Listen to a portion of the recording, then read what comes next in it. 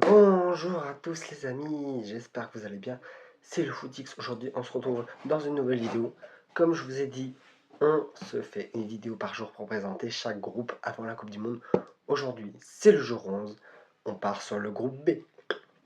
Alors, c'est un groupe B qui est assez serré, même si on a quand même deux équipes qui se détachent du lot. Je vais tout vous présenter, je vais vous montrer tout ça. Déjà, pour commencer, la première équipe, c'est la Bosnie-Herzégovine. Donc, leur dernière Coupe du Monde était en 2014 au Brésil, où ils s'étaient fait éliminer dès les phases de groupe, malheureusement. Ils se sont qualifiés difficilement, hein, en passant au tir au but contre le Pays de Galles et, on le sait, au tir au but contre l'Italie. L'Italie, d'ailleurs, que j'ai fait une vidéo, n'hésitez pas à aller la voir, hein, ça me ferait extrêmement plaisir. Ouais, donc la Bosnie qui a un fort collectif, une équipe très très soudée, puisque pour battre une Italie qui croyait quand même, il fallait le faire. Et il possède notamment un joueur que vous connaissez très très bien, un certain Edin Dzeko, qui à 40 ans est encore un joueur titulaire à Schalke 04, qui vient de gagner la Bundesliga 2, qui jouera donc en Bundesliga la saison prochaine. Le deuxième pays de ce groupe B est le Canada. Le Canada qui en 2022 avait été éliminé malheureusement dès les phases de groupe 1. Ouais, malheureusement. Ils ont évidemment qualifié d'office, hein, puisque c'est eux qui co-organisent le mondial avec les États-Unis et le Mexique. Ils possèdent des joueurs comme Jonathan David, à faire très attention, le numéro 9 de la Juventus, qui n'est pas dans la meilleure forme de sa vie, mais qui, attention, sous le maillot rouge et blanc, peut faire très très mal. Et l'autre, Davis, Alphonso Davis, qui joue au Bayern Munich, qui lui non plus n'est pas dans la meilleure saison, mais les deux là, ensemble, sous le même maillot, ça peut faire très très mal. Donc attention aux autres équipes de ce groupe.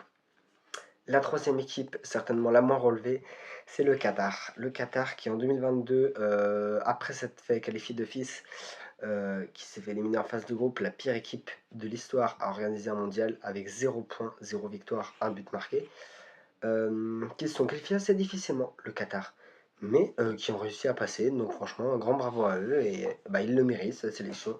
Peut-être qu'ils vont pas faire grand-chose, mais bravo à eux. Ils possèdent joueurs, notamment un joueur que vous connaissez certainement, Akram Afif. Vous connaissez certainement pas son nom, mais sa tête, qui joue à Al Saad au Qatar. Donc il a seulement 29 ans et il est vraiment pas mauvais. Pas mauvais pour un niveau asiatique, évidemment, mais tout reste à bonne distance. Et le dernier pays, certainement le plus fort pour moi, la Suisse, évidemment. La Suisse qui, en 2022, avait fait premier de son groupe de qualification et, était allé en huitième de finale, mais s'était fait malheureusement détruire par le Portugal 6-1. Donc dommage pour les Suisses qui ont quand même une très très bonne équipe, hein.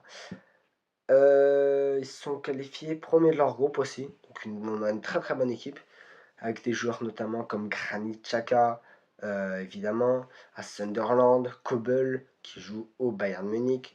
On a des très très bons joueurs, donc franchement cette équipe suisse, elle est peut-être moins effrayante parce qu'elle est dans une génération un peu moins dorée, mais on a une très très bonne équipe. C'est l'heure des pronos. Alors, pour le meilleur match à suivre, pour moi, ce sera un Suisse-Canada qui risque d'être important pour la première place du groupe. Donc, Suisse-Canada, ça risque d'être le meilleur match. Le joueur à suivre, c'est Jonathan David, le numéro 9 canadien, qui risque de faire très très mal. Attention à lui, attention à lui. Pour mes pronostics, c'était assez serré, mais je vois bien la Suisse premier, le Canada, la Bosnie-Herzégovine et le Qatar.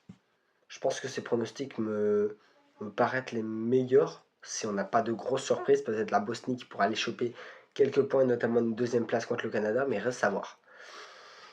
Merci à tous d'avoir regardé la vidéo, ça fait extrêmement plaisir. N'hésitez pas à vous abonner, activer la cloche des notifications. Dites-moi dans les autres vidéos ce que vous voulez voir, je vais essayer de m'améliorer.